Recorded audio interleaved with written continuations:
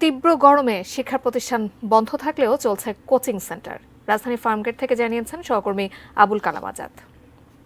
আশপাশে পান্থপথ, তারপর নাখালপাড়া, বিজয় সরণি, এরকম বিভিন্ন জায়গা থেকে শিক্ষার্থীরা যখন এই কোচিং সেন্টারটিতে আসেন কিংবা তাদের সকাল 9টা থেকে 11:30 বা 12টা পর্যন্ত প্রায় 2.5 ঘন্টা বা 3 ঘন্টা অবস্থান করার পরে যখন তারা ফিরে যান, এই আসা যাওয়ার পথটাতে বলা যায় যে তাপ প্রবাহে তাদের বেশ খানিকটা সমস্যা হচ্ছে।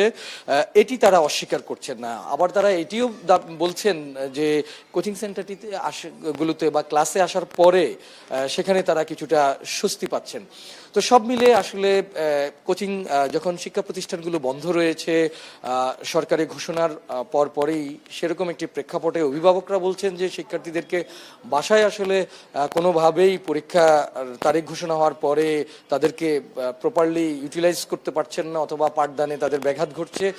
তাদেরও একটি চাওয়া রয়েছে কোচিং সেন্টারগুলোর কাছে। কোচিং সেন্টারগুলোও বলছেন অভিভাবক এবং শিক্ষার্থীদের চাহিদার প্রেক্ষিতেই তারা আসলে এই কোচিং সেন্টারগুলো খুলেছেন। বাণিজ্যিক একটি কার্যক্রম তো তাদের আলাদা একটি বিষয় থাকছেই। সব মিলে বলা যায় যে এরকম একটি অবস্থায় তাপ প্রবাহের মধ্যে তারা আসলে কয়েকটা দিন যদি অপেক্ষা করার সুযোগ থাকতো তাহলে সে জায়গাটিতে হয়তো অপেক্ষা করতেন, কিন্তু পরীক্ষার সময়টি নির্ধারণ করে দেওয়ার কারণেই অভিভাবকরা যেমনি একটি উদ্বেগের মধ্যে রয়েছেন, ঠিক তদ্রূপ শিক্ষার্থীদের মধ্যেও এই বিষয়টি প্রভাব ফেলছে, যার কারণে তারা তাদের সময়টা বাসার মধ্যে না কাটিয়ে এই পাঠদানের মধ্য দিয়ে কোচিং সেন্টার বা তাদের যে টিচিং বা একাডেমিক পাঠদানগুলো করছেন ব্যক্তিগতভাবে শিক্ষকরা, সেই জায়গাটিতে এসে তারা কার্যক্রমগুলো চালিয়ে যাচ্ছেন। তো এখনকার মতো এই ছিল আমার কাছে সবশেষ।